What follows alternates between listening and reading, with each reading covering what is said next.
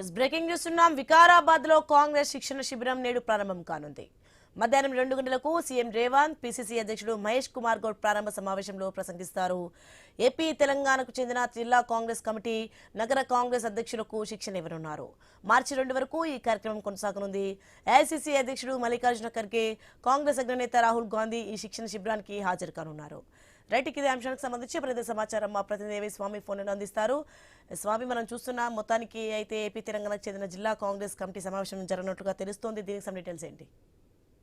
సోని, తెలంగాణలో ఉన్నటువంటి వికారాబాద్ వైపు హరిత రిసార్ట్ లో అక్కడ ఉన్నటువంటి ఏర్పాటు చేసినటువంటి ప్రత్యేక కార్యక్రమంలో కాంగ్రెస్ పార్టీ, ఆంధ్రప్రదేశ్, తెలంగాణకు చెందినటువంటి కాంగ్రెస్ పార్టీ ఆయా జిల్లాల అధ్యక్షులు, అదేవిధంగా కమిటీలకు సంబంధించిన నాయకులందరూ కూడా మార్చి 2 వరకు కూడా ప్రత్యేక శిక్షణ కార్యక్రమాన్ని కొనసాగిస్తున్నారు. దేశవ్యాప్తంగా కాంగ్రెస్ పార్టీని బలోపేతం చేయడంలో భాగంగా వివిధ రాష్ట్రాల్లో ఇలాంటి శిక్షణ కార్యక్రమాలను ఏర్పాటు చేస్తున్నారు. ఇప్పుడు తెలంగాణలో వికారాబాద్ లో ఈ శిక్షణా శిబిరం మధ్యాహ్నం 2 గంటలకు ప్రారంభం కానున్నది. సీఎం రేవంత్ రెడ్డి, అదేవిధంగా ఏఐసీసీ అధ్యక్షులు మల్లికార్జున ఖర్గే, పిసిసి అధ్యక్షులు మహేష్ కుమార్ గౌడ్, మరోవైపు రాహుల్ గాంధీ కూడా ఈ కార్యక్రమానికి తొలుత హాజరయ్యి సంబంధించినటువంటి ఇష్యూస్ లో వారికి శిక్షణ కార్యక్రమం సంబంధించిన విషయంలో వారికి ఒకవైపు తొలుత ప్రారంభ ఉపన్యాసం చేస్తారు. ఆ తర్వాత శిక్షణ కార్యక్రమం కొనసాగుతుంది. మార్చి 2 వరకు కూడా కొనసాగేటువంటి ఈ సమావేశానికి సంబంధించి ఇప్పటికే పూర్తి కసరత్తు చేశారు. మధ్యాహ్నం సీఎం 2 గంటలకు అక్కడికి చేరుకుంటారు. మహేష్ కుమార్ గౌడ్, మిగతా నేతలంతా కూడా వస్తారు. ఇప్పుడు ఇందులో ప్రధానంగా తెలంగాణకు సంబంధించినటువంటి నేతలతో పాటు ఆంధ్రప్రదేశ్ సంబంధించినటువంటి కాంగ్రెస్ నేతలు కూడా వస్తారు. ఆంధ్రప్రదేశ్